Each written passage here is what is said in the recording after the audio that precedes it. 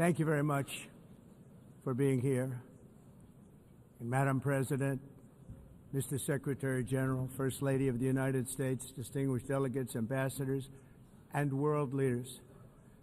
6 years have passed since I last stood in this grand hall and addressed a world that was prosperous and at peace in my first term. Since that day, the guns of war have shattered the peace I forged on 2 continents. An era of calm and stability gave way to one of the great crises of our time. And here in the United States, 4 years of weakness, lawlessness, and radicalism under the last administration delivered our nation into a repeated set of disasters. 1 year ago, our country was in deep trouble, but today, just 8 months into my administration, we are the hottest country anywhere in the world, and there is no other country even close. America is blessed with the strongest economy, the strongest borders, the strongest military, the strongest friendships, and the strongest spirit of any nation on the face of the earth. This is indeed the golden age of America. We are rapidly reversing the economic calamity we inherited from the previous administration, including ruinous price increases and record-setting inflation like we've never had before. Under my leadership, energy costs are down, gasoline prices are down, grocery prices are down, mortgage rates are down, and inflation has been defeated. The only thing that's up is the stock market, which just hit a record high. In fact, it hit a record high 48 times in the last short period of time. Growth is surging, manufacturing is booming. The stock market, as I said, is doing better than it's ever done. And all of you in this room benefit by that, almost everybody. And importantly, workers' wages are rising at the fastest pace in more than 60 years. And that's what it's all about, isn't it? In 4 years of President Biden, we had less than $1 trillion of new investment into the United States. In just 8 months since I took office, we have secured commitments and money already paid for $17 trillion. Think of it, 4 years, less than $1 trillion, 8 months, much more than $17 trillion is being invested in the United States, and it's now pouring in from all parts of the world. We've implemented the largest tax cuts in American history and the largest regulation cuts in American history, making this once and again the best country on earth to do business. And many of the people in this room are investing in America, and it's turned out to be an awfully good investment during this 8-month period. In my first term, I built the greatest economy in the history of the world. We had the best economy ever, history of the world. And I'm doing the same thing again, but this time it's actually much bigger and even better. The numbers far surpass my record-setting first term. On our southern border, we have successfully repelled a colossal invasion. And for the last 4 months, and that's 4 months in a row, the number of illegal aliens admitted and entering our country has been 0. Hard to believe, because if you look back just a year ago, it was millions and millions of people pouring in from all over the world, from prisons, from mental institutions, drug dealers. All over the world they came. They just poured into our country with the ridiculous open border policy of the Biden administration. Our message is very simple. If you come illegally into the United States, you're going to jail, or you're going back to where you came from, or perhaps even further than that. You know what that means. I want to thank the country of El Salvador for the successful and professional job they've done in receiving and jailing so many criminals that entered our country. And it was under the previous administration that the number became record-setting. and they're all being taken out. We have no choice.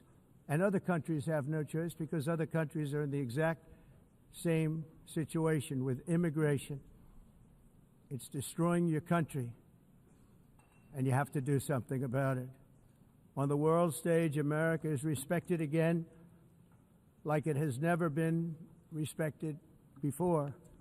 You think about 2 years ago, 3 years ago, 4 years ago, or 1 year ago, we were a laughingstock all over the world.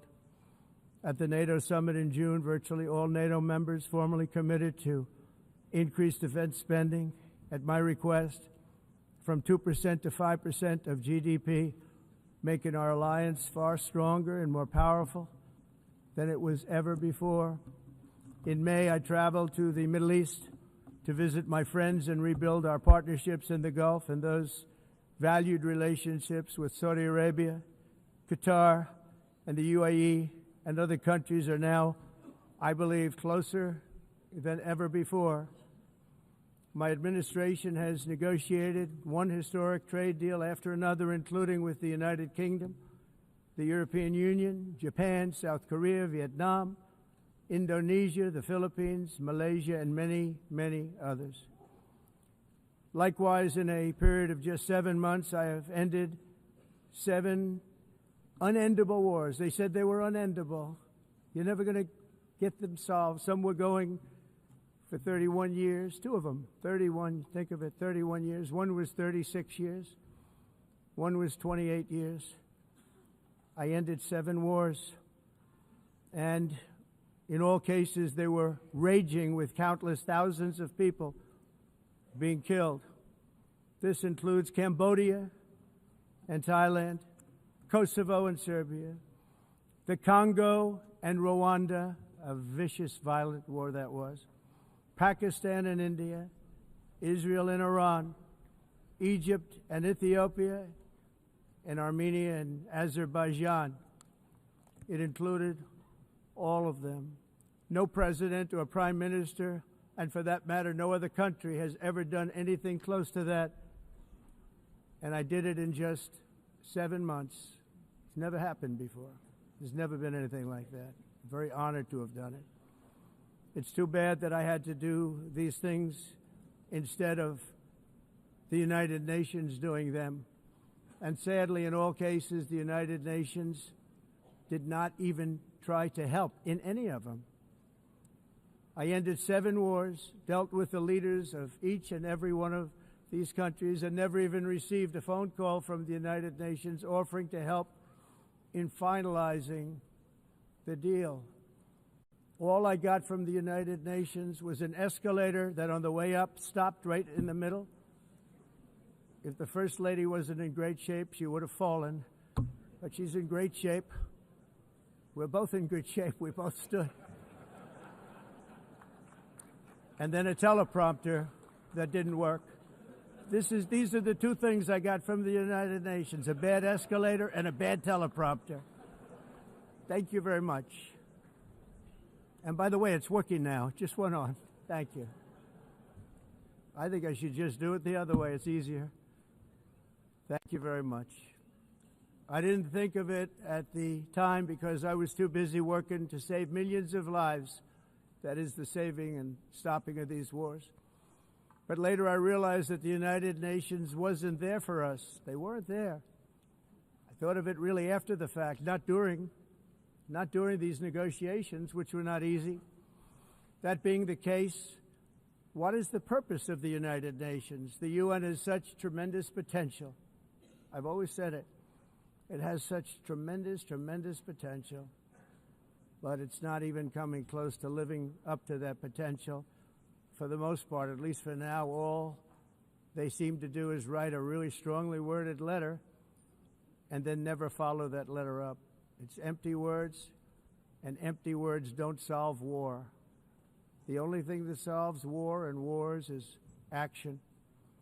Now, after ending all of these wars and also earlier negotiating the Abraham Accords, which is a very big thing for which our country received no credit, never receives credit. Everyone says that I should get the Nobel Peace Prize for each one of these achievements. But for me, the real prize will be the sons and daughters who live to grow up with their mothers and fathers, because millions of people are no longer being killed in endless and unglorious wars. What I care about is not winning prizes, it's saving lives. We saved millions and millions of lives with the 7 wars. And we have others that we're working on, and you know that. Many years ago, a very successful real estate developer in New York, known as Donald J. Trump, I bid on the renovation and rebuilding of this very United Nations complex. I remember it so well. I said at the time that I would do it for $500 million, rebuilding everything. It would be beautiful. I used to talk about, I'm going to give you marble floors. They're going to give you terrazzo. I'm going to give you the best of everything. You're going to have mahogany walls. They're going to give you plastic.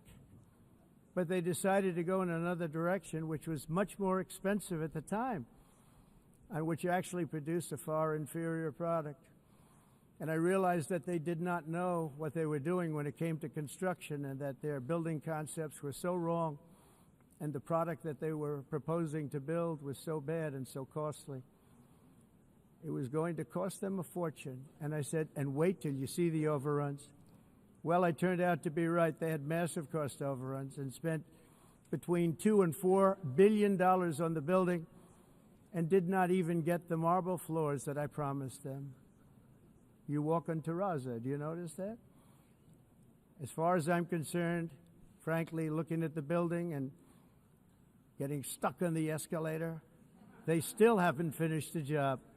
They still haven't finished. That was years ago.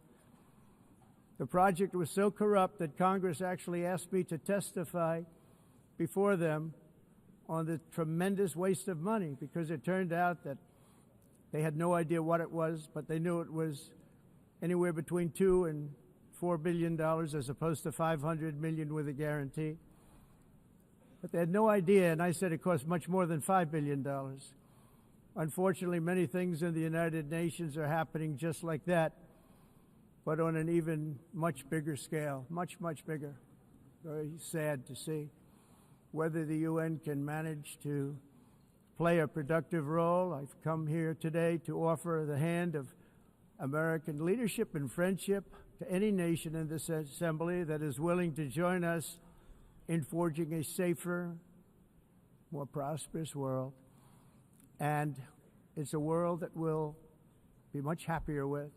A dramatically better future is within our reach. But to get there, we must reject the failed approaches of the past and work together to confront some of the greatest threats in history. There is no more serious danger to our planet today than the most powerful and destructive weapons ever devised by man, of which the United States, as you know, has many. Just as I did in my first term, I've made containing these threats a top priority, starting with the nation of Iran. My position is very simple. The world's #1 sponsor of terror can never be allowed to possess the most dangerous weapon. That's why shortly after taking office, I sent the so-called Supreme Leader a letter making a generous offer. I extended a pledge of full cooperation in exchange for a suspension of Iran's nuclear program. The regime's answer was to continue their constant threats to their neighbors and U.S. interests throughout the region and some great countries that are right nearby. Today, many of Iran's former military commanders, in fact, I can say almost all of them, are no longer with us. They're dead. And 3 months ago, in Operation Midnight Hammer, 7 American B-2 bombers dropped the 14 30,000-pound each bombs on Iran's key nuclear facilities, totally obliterating everything. No other country on earth could have done what we did. No other country has the equipment to do what we did. We have the greatest weapons on earth. We hate to use them. But we did something that for 22 years people wanted to do. With Iran's nuclear enrichment capacity demolished, I immediately brokered an end to the 12-day war, as it's called. between Israel and Iran, with both sides agreeing to fight no longer. As everyone knows, I have also been deeply engaged in seeking a ceasefire in Gaza. Have to get that done. Have to get it done. Unfortunately, Hamas has repeatedly rejected reasonable offers to make peace. We can't forget October 7th, can we? Now, as if to encourage continued conflict, some of this body is seeking to unilaterally recognize a Palestinian state. The rewards would be too great for Hamas terrorists for their atrocities. This would be a reward for these horrible atrocities, including October 7th, even while they refuse to release the hostages or accept a ceasefire. Instead of giving to Hamas and giving so much, because they've taken so much, they have taken so much. This could have been solved so long ago.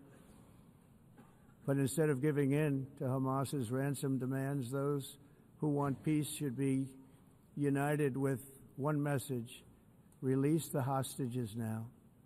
Just release the hostages now. Thank you.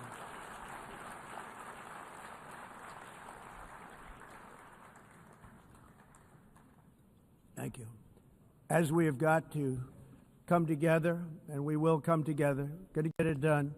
We have to stop the war in Gaza immediately. We have to stop it. We have to get it done. We have to negotiate. Immediately have to negotiate peace. We got to get the hostages back. We want all 20 back.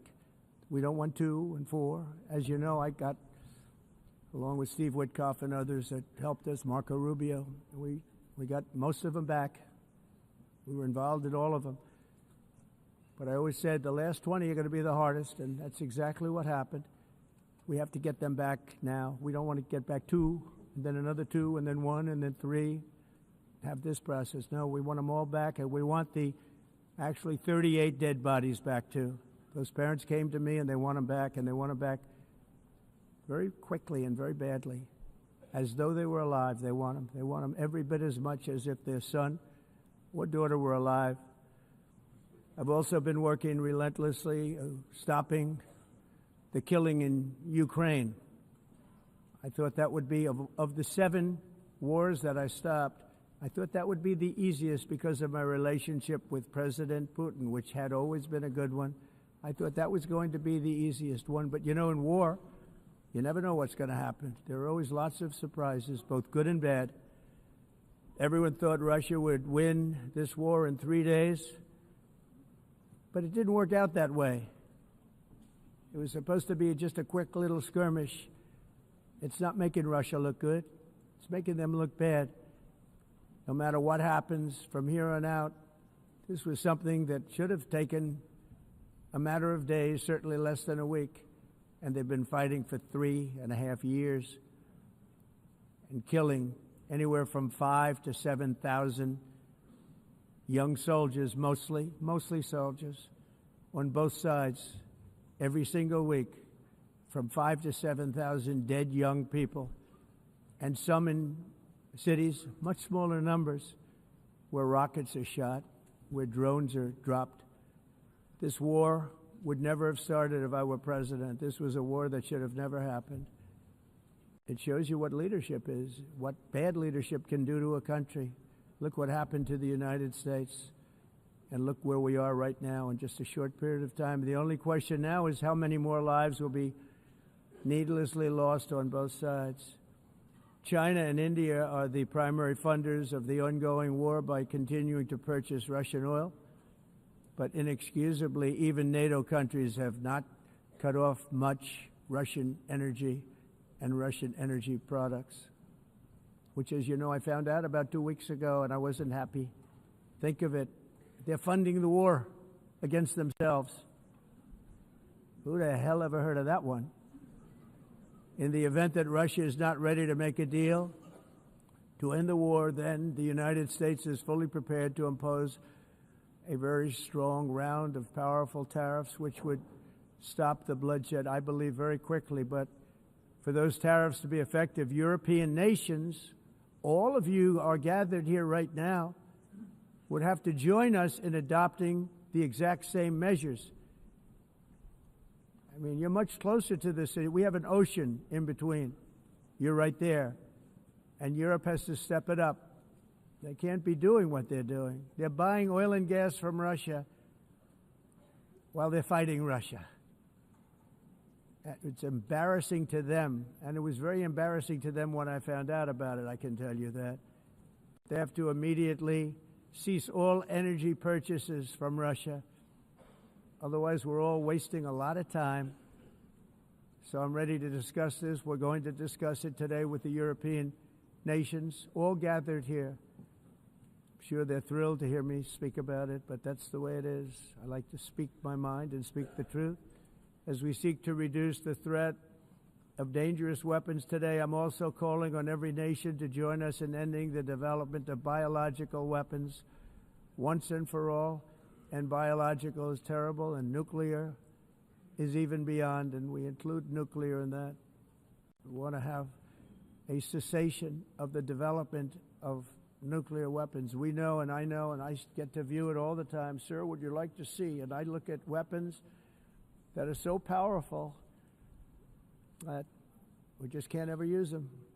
If we ever use them, the world literally might come to an end. There would be no United Nations to be talking about. There would be no nothing. Just a few years ago, reckless experiments overseas gave us a devastating global pandemic. Yet despite that worldwide catastrophe, many countries are continuing extremely risky research into bioweapons and man-made pathogens. This is unbelievably dangerous. To prevent potential disasters, I'm announcing today that my administration will lead an international effort to enforce Biological Weapons Convention, which is going to be meeting with the top leaders of the world by pioneering an AI verification system that everyone can trust. Hopefully the UN can play a constructive role, and it will also be one of the early projects under AI. Let's see how good it is, because a lot of people are saying it could be one of the great things ever, but it also can be dangerous, but it can be put to tremendous use and tremendous good, and this would be an example of that. Not only is the UN not solving the problems it should, too often, it's actually creating new problems for us to solve. The best example is the number one political issue of our time, the crisis of uncontrolled migration. It's uncontrolled. Your countries are being ruined. The United Nations is funding an assault on Western countries and their borders. In 2024, the UN budgeted $372 million in cash assistance to support an estimated 624,000 migrants journeying into the United States. Think of that. The UN is supporting people that are illegally coming into the United States, and then we have to get them out. The UN also provided food, shelter, transportation, and debit cards to illegal aliens. Can you believe that? On the way to infiltrate our southern border. Millions of people came through that southern border.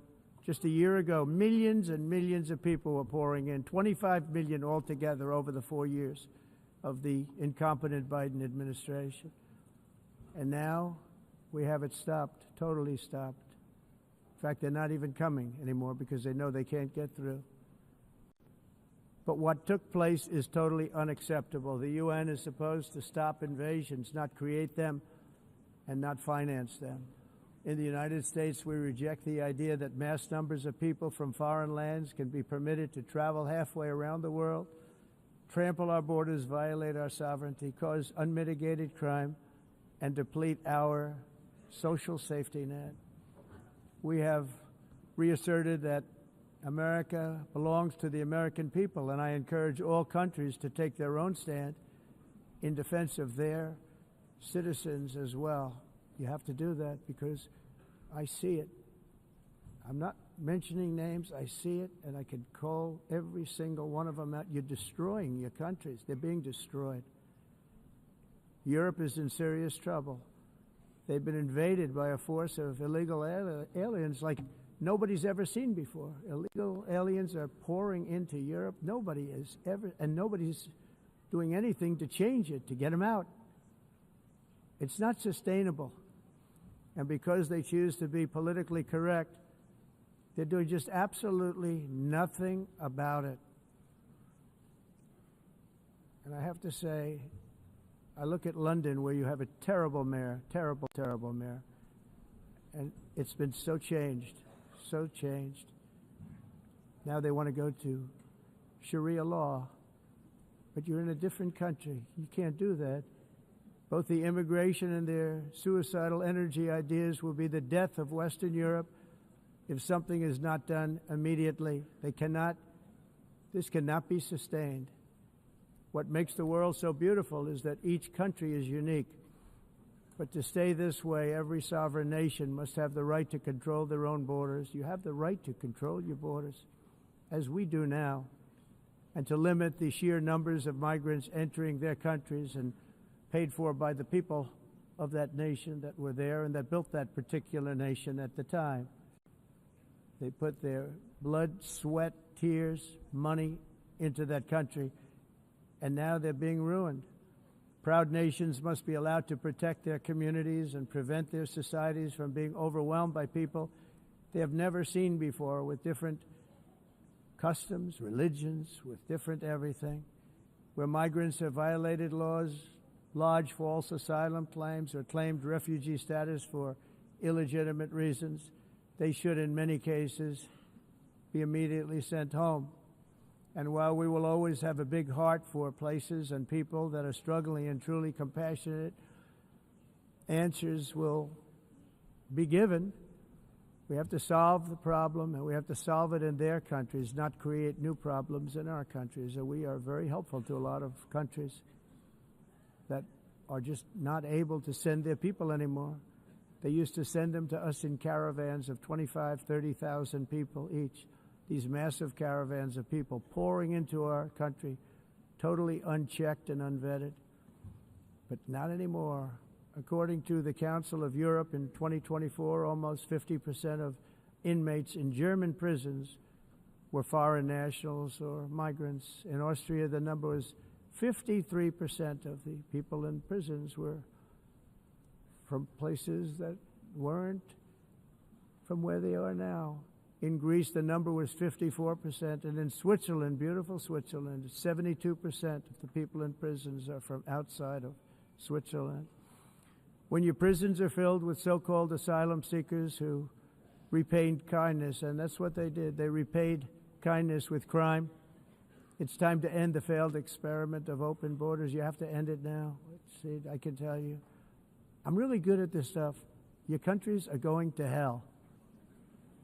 In America, we've taken bold action to swiftly shut down uncontrolled migration. Once we started detaining and deporting everyone who crossed the border and removing illegal aliens from the United States, they simply stopped coming. They're not coming anymore. We're getting a lot of credit, but they're not coming anymore. This was a humanitarian act for all involved, because on the trips up, thousands of people a week were dying. Women were being raped. Nobody's ever seen anything like it. Raped, horribly beaten, raped. On the trip up, the journey up, it was a long walk. It was a long, arduous journey, indeed. And it was also a historic victory against human trafficking throughout the region. What we did was a victory, and we saved so many lives of people that wouldn't make the journey. That journey was loaded up with death. Loaded up with death. Dead bodies all along the roads of jungles. To get up, they go through jungles, they go through areas so hot you couldn't breathe. They were dying of suffocation, areas so hot that you couldn't breathe. Dead bodies all over. By them not coming, we're saving tremendous numbers of lives. My people have done a fantastic job in doing what they did, and the American public agrees with it. I mean, I was very proud to see this morning I have the highest poll numbers I've ever had. Part of it is because of what we've done on the border. I guess the other part is what we've done in the economy. Joe Biden's policies empowered murderous gangs, human smugglers, child traffickers, drug cartels, and prisoners from all over the world The previous administration also lost nearly 300,000 children. Think of that. They lost more than 300,000 children, little children, who were trafficked into the United States on the Biden watch, many of whom have been raped, exploited, and abused, and sold. Sold. Nobody talks about that. The fake news doesn't write about it. With many others, young children who are missing or dead. And we found a lot of these children, and we're sending them back, and we've been sending them back to their parents. They said, nobody knows who they are. They said, where do you come from? And they'll give us a country, and we'll find out, and we'll figure it out, and we'll bring them back to their homes. And the mother and father rush to the door, and their tears in their eyes. They can't believe that they're seeing their son or daughter, their little son or daughter again. We've done almost 30,000 of them so far. Any system that results in the mass trafficking of children is inherently evil. Yet that is exactly what the globalist migration agenda has done, and it's what it's all about. In America, those days, as you know, are over. The Trump administration is working, and we are continuing to work to track down the villains that are causing this problem, and also, as I said, to get back the 30,000 we've already returned. Now I think we're going to have another. We're going to find a lot. You're not going to find all of them. 300, more than 300,000. They're lost or they're dead. They're lost or they're dead because of the animals that did this. To protect our citizens, I've also designated multiple savage drug cartels as far as and you see this, and you see it happening right before your eyes. Let's put it this way. People don't like taking big loads of drugs in boats anymore. There aren't too many boats that are traveling on the seas by Venezuela. They tend not to want to travel very quickly anymore. And we've virtually stopped drugs coming into our country by sea. We call them the water drugs. They kill hundreds of thousands of people. I've also designated multiple savage drug cartels as far as foreign terrorist organizations, along with two bloodthirsty transnational gangs, probably the worst gangs anywhere in the world, MS-13 and Tren de Aragua. Tren de Aragua is from Venezuela, by the way. Such organizations torture, maim, mutilate, and murder with impunity.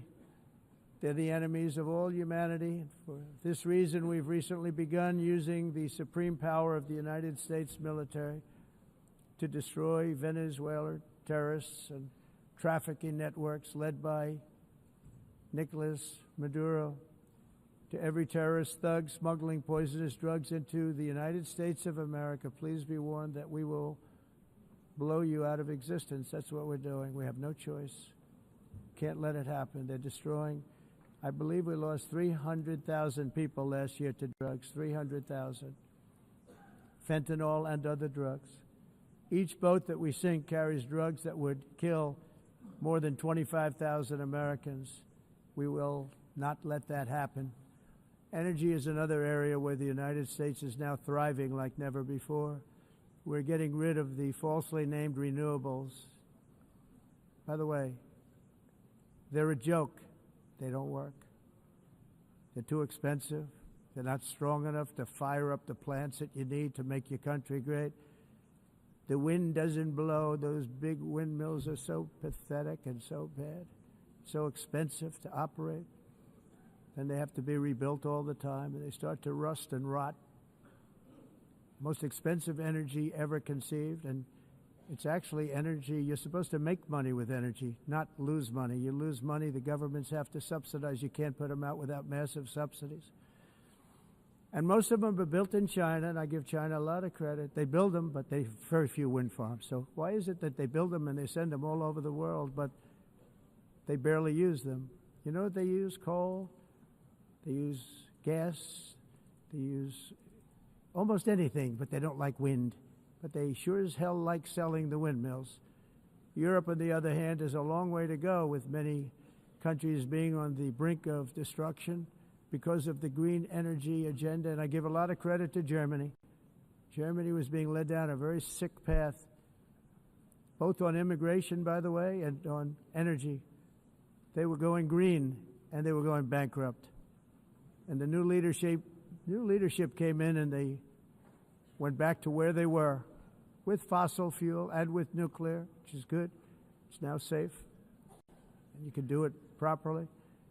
But they went back to where they were, and they opened up a lot of different plants, energy-producing plants, and they're doing well. I give Germany a lot of credit for that. They've said this is a disaster, what's happening. They were going all green. All green is all bankrupt. That's what it represents. And it's not politically correct. I'll be very badly criticized for saying it, but I'm here to tell the truth. I don't care. It doesn't matter to me. I'm in New York City. I'm feeling a lot safer. Crime, we're getting crime down. And by the way, speaking of crime, Washington, D.C. was the crime capital of America. Now it's after 12 days, it's a totally safe city. Everyone's going out to dinner. They're going out to restaurants. Your wife can walk down the middle of the street with or without you. Nothing's going to happen. My people have done a fantastic job. And yes, I called in the National Guard, and the National Guard took care of business, and they weren't politically correct, but they took care of business. We got 1,700 career criminals out, brought them back to where they came from, the countries where they came from, or put them in jails. Washington, D.C. is now a totally safe city again, and I welcome you to come. In fact, we'll have dinner together at a local restaurant, and we'll be able to walk. We don't have to go by an armor-plated vehicle. We'll walk right over there from the White House. They've given up their powerful edge, a lot of the countries that we're talking about, in oil and gas, such as essentially closing the great North Sea oil. Oh, the North Sea, I know it so well. Aberdeen was the oil capital of Europe, and there's tremendous oil that hasn't been found in the North Sea. Tremendous oil. And I was with the Prime Minister I respect and like a lot, and I said, you're sitting with the greatest asset. They essentially closed it by making it so highly taxed that no developer, no oil company can go there. They have tremendous oil left, and more importantly, they have tremendous oil that hasn't even been found yet. And what a tremendous asset for the United Kingdom. And I hope the Prime Minister is listening, because I told it to him 3 days in a row. That's all he heard. North Sea oil, North Sea, because I want to see them do well. I want to stop seeing them ruining that beautiful Scottish and English countryside with windmills and massive solar panels that go 7 miles by 7 miles, taking away farmland. But we're not letting this happen in America. In 1982, the executive director of the United Nations Environmental Program predicted that by the year 2000, climate change would cause a global catastrophe. He said that it will be irreversible, as any nuclear holocaust would be. This is what they said at the United Nations. What happened? Here we are. Another UN official stated in 1989 that within a decade, entire nations could be wiped off the map by global warming. Not happening. You know, it used to be global cooling. If you look back years ago in the 1920s and the 1930s, they said, global cooling will kill the world. We have to do something. Then they said global warming will kill the world, but then it started getting cooler, so now they could just call it climate change, because that way they can't miss. It's climate change, because if it goes higher or lower, whatever the hell happens, there's climate change. It's the greatest con job ever perpetrated on the world, in my opinion. Climate change, no matter what happens, you're involved in that. No more global warming, no more global cooling. All of these predictions made by the United Nations and many others, often for bad reasons, were wrong. They were made by stupid people that have cost their countries fortunes and given those same countries no chance for success. If you don't get away from this green scam, your country is going to fail. And I'm really good at predicting things, you know. They actually said during the campaign they had a hat, the best-selling hat. Trump was right about everything. And I don't say that in a braggadocious way, but it's true. I've been right about everything. And I'm telling you that if you don't get away from the green energy scam, your country is going to fail. And if you don't stop people that you've never seen before, that you have nothing in common with, your country is going to fail. I'm the President of the United States, but I worry about Europe. I love Europe. I love the people of Europe. And I hate to see it being devastated by energy and immigration. This double-tailed monster destroys everything in its wake, and they cannot let that happen any longer. You're doing it because you want to be nice. You want to be politically correct, and you're destroying your heritage. They must take control strongly and immediately of the unmitigated immigration disaster and the fake energy catastrophe before it's too late.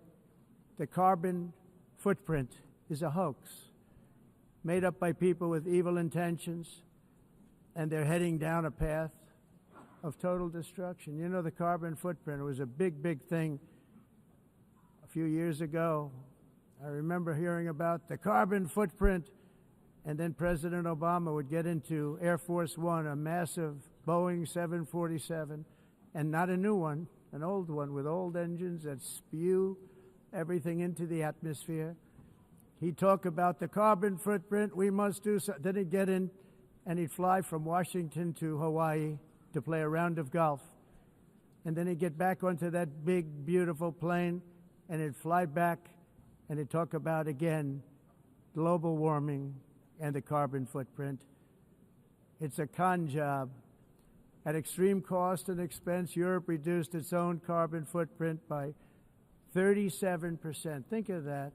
Congratulations, Europe. Great job. You cost yourself a lot of jobs, a lot of factories closed, but you reduced the carbon footprint by 37%. However, for all of that sacrifice and much more, it's been totally wiped out and then some by a global increase of 54%.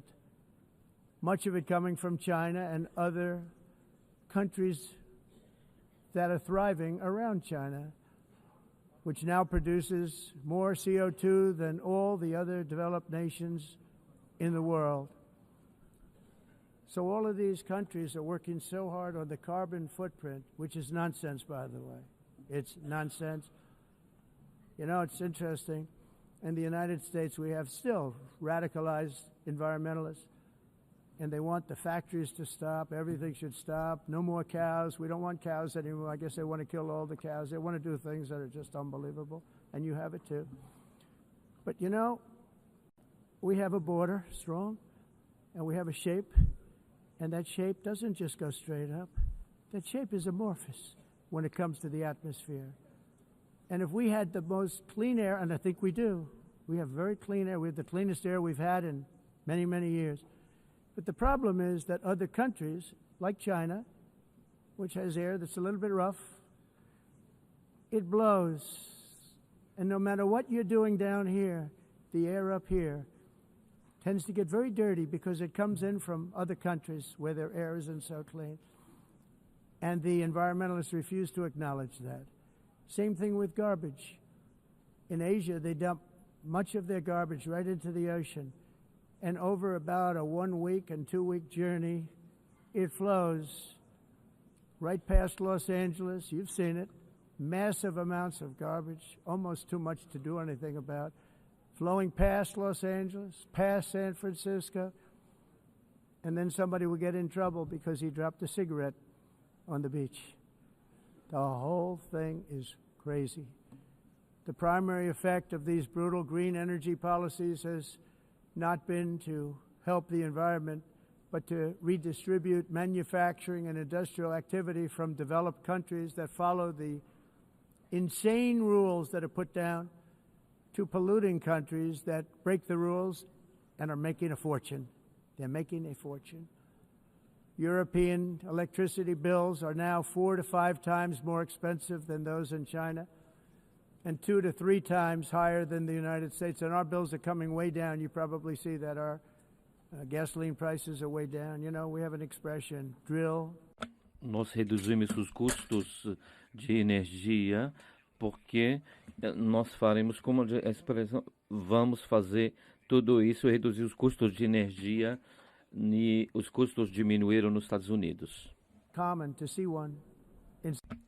Por exemplo, se você olhar electric costs nos países em approximately faturas de energia, 100 heat-related deaths nós não related. So mas nós nos Estados Unidos conseguimos usar eles e evitar aumento da temperatura, porque é muito caro também usar nado e ninguém usa pretending to stop the global tudo isso hoax.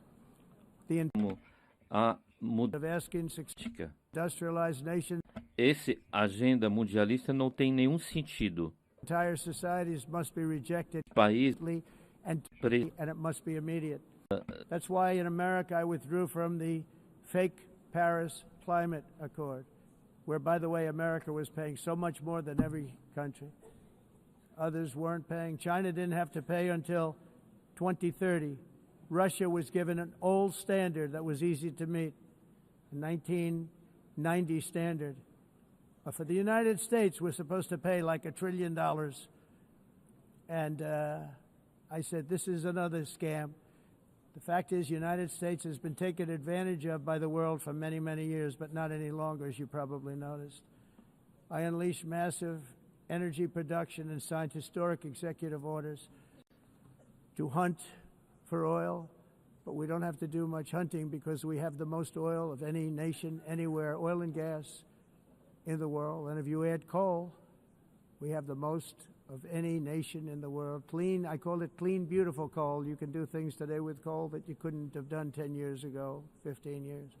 So I have a little standing order in the White House. Never use the word coal, only use the words clean, beautiful coal. Sounds much better, doesn't it? But we stand ready to provide any country with abundant, affordable energy supplies if you need them, when most of you do. We're proudly exporting energy all over the world. We're now the largest exporter. In the United States, we want trade and robust commerce with all nations, everybody. We want to help nations. We're going to help nations. But it must also be fair and reciprocal. The challenge with trade is much the same with climate. The countries that followed the rules, all their factories have been plundered. It's really sad to watch. They've been broken. They've been broken by countries that broke the rules. That's why the United States is now applying tariffs to other countries, and much as these tariffs were for many years applied to us, uncontrollably applied to us. We've used tariffs as a defense mechanism under the Trump administration, including my first term, where hundreds of billions of dollars in tariffs were taken in. And by the way, we had the lowest inflation, and now we have very low inflation.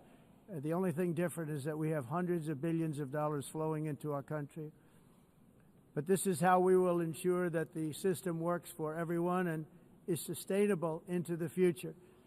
We're also using tariffs to defend our sovereignty and security throughout the world, including against nations that have taken advantage of former U.S. administrations for decades, including the most corrupt, incompetent administration in history, the sleepy Joe Biden administration. Brazil now faces major tariffs in response to its unprecedented efforts to interfere in the rights and freedoms of our American citizens and others, with censorship, repression, weaponization, judicial corruption, and targeting of political critics in the United States. I have a little problem saying this because I must tell you, I was walking in and the leader of Brazil was walking out. We saw him and I saw him, he saw me, and we embraced. And then I'm saying, can you believe I'm going to be saying this in just 2 minutes? But we actually agreed that we would meet next week. We didn't have much time to talk, like about 20 seconds. They were in retrospect, I'm glad I waited because this thing didn't work out too well. But we did talk. We had a good talk, and we agreed to meet next week, if that's of interest. But he seemed like a very nice man, actually. He liked me, I liked him. But if you, and I only do business with people I like. When I don't like them, I don't like them. But we had, at least for about 39 seconds, we had excellent chemistry. It's a good sign. But also in the past, Brazil, can you believe this, unfairly tariffed our nation, but now because of our tariffs, we are hitting them back, and we're hitting them back very hard. As president, I will always defend our national sovereignty and the rights of American citizens. So I'm very sorry to say this, that Brazil is doing poorly and will continue to do poorly. They can only do well when they're working with us. Without us, they will fail, just as others have failed. It's true. Next year, the United States will celebrate the 250th anniversary of our glorious independence, a testament to enduring power and American freedom and spirit. We will also be proudly hosting the 2026 FIFA World Cup, and shortly thereafter, the 2028 Olympics, which is going to be very exciting. I hope you all come. I hope that countless people from all over the globe will take part of these will be great celebrations of liberty and human achievement, and that together we all can rejoice in the miracles of history that began in July 4th, 1776, when we founded the light to all nations. And it's something really that an amazing thing came out of that date. It's called the United States of America. In honor of this momentous anniversary, I hope that all countries who find inspiration in our example will join us in renewing our commitment, values, and those values, really, that we hold so dear. Together, let us defend free speech and free expression. Let us protect religious liberty, including for the most persecuted religion on the planet today. It's called Christianity. And let us safeguard our sovereignty and cherish qualities that have made each of our nations so special, incredible, and extraordinary. In closing, I just want to repeat that immigration and the high cost of so-called green renewable energy is destroying a large part of the free world and a large part of our planet. Countries that cherish freedom are fading fast because of their policies on these two subjects. You need strong borders and traditional energy sources if you are going to be great again. Whether you have come from north or south, east or west, near or far, every leader in this beautiful hall today represents a rich culture, a noble history, and a proud heritage that makes each nation majestic and unique, unlike anything else in human history or any other place on the face of the earth. From London to Lima, from Rome to Athens, from Paris to Seoul, from Cairo to Tokyo and Amsterdam to right here in New York City, we stand on the shoulders of the leaders and legends, generals and giants, heroes and titans who won and built our beloved nations, all of our nations, with their own courage, strength, spirit, and skill. Our ancestors climbed mountains, conquered oceans, crossed deserts, and trekked over wide open plains.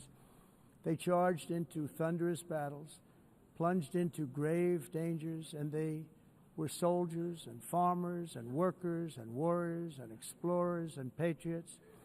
They built towns into cities, tribes into kingdoms, ideas into industries, and small islands into mighty empires. You're a part of all of that. They were champions for their people who never gave up and who never, ever gave in. Their values defined our national identities. Their visions forged our magnificent destiny. Everybody in this room is a part of it in your own way. Each of us inherits the deeds and the myths, the triumphs, the legacies of our own heroes and founders who so bravely showed us the way. Our ancestors gave everything for homelands that they defended with pride, with sweat, with blood, with life, and with death. Now the righteous task of protecting the nations that they built belongs to each and every one of us. So together let us uphold our sacred duty to our people and to our citizens. Let us protect their borders, ensure their safety, preserve their cultures, treasure, and traditions, and fight, fight, fight for their precious dreams and their cherished freedoms. And in friendship and really a beautiful vision, let us all work together to build a bright, beautiful planet, a planet that we all share, a planet of peace and a world that is richer, better, and more beautiful than ever before. That can happen. It will happen. It will happen, and I hope it can happen and start right now, right at this moment. We'll turn it around. We're going to make our countries better, safer, more beautiful. We're going to take care of our people. Thank you very much. It's been an honor. God bless the nations of the world. Thank you very much. Bye.